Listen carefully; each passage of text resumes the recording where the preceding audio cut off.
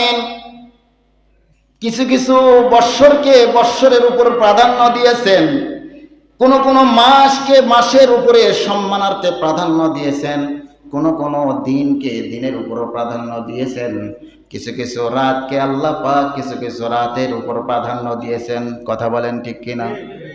কেন দিয়েছেন? কেন দিয়েছেন? কারণ আমরা উম্মতে মুহাম্মাদি, আমাদের হায়াত খুবই স্বল্প হায়াত, মাত্র ৬০-৬৫ বছর। আমার নবীজি মিম্বারের উপর বসে আছেন, সাহাবায়ে কেরাম সামনে উপস্থিত। আমার নবী বনি ইসরাইলের কিছু ইতিহাস শোনানো আমার সাহাবারা, হযরতে পয়গম্বর মূসা আলাইহিস সালাম এর অনুসারীরা, উম্মতরা, তারা তো ছিল বনি ইসরাইল।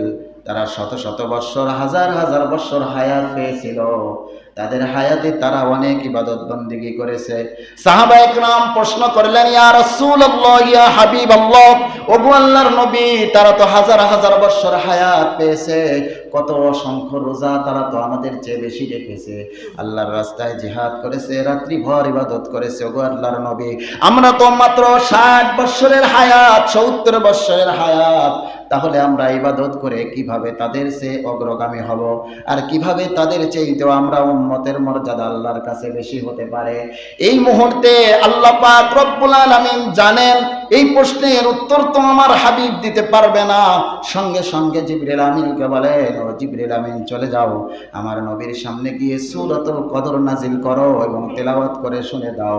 আমার সাহাবারা শোনো, আল্লাহ পাক রব্বুল আলামিন আমাদের উম্মতের, এই উম্মতের, শেষ জামানার উম্মতের আসল অ্যাকাউন্ট ব্যালেন্সের চাইতে বোনাস অ্যাকাউন্ট আল্লাহ পাক বৃদ্ধি করে দিয়েছেন। সুবহানাল্লাহ।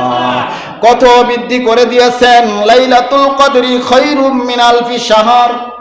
যে বনি ইসরাইলের বান্দারা তারা যত ইবাদত করুক, হাজার হাজার মাস ইবাদত করার পরে যে পরিমাণ সওয়াব পেয়েছে, শুধুমাত্র এই উম্মতে মুহাম্মাদি একটি রাত যদি জাগ্রত হয়ে কষ্ট করে ইবাদত করতে পারে, রব্বুল আলামিন তাদের হাজার মাসের চাইতেও আমাদের মর্যাদা আল্লাহর আদালতে বেশি হয়ে যায়।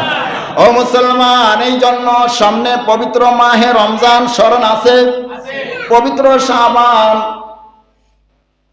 পবিত্র শাবান, এই শাবানের মর্যাদা আমাদের রক্ষা করতে হবে। শাবান মাসে আমাদের করণীয় কি?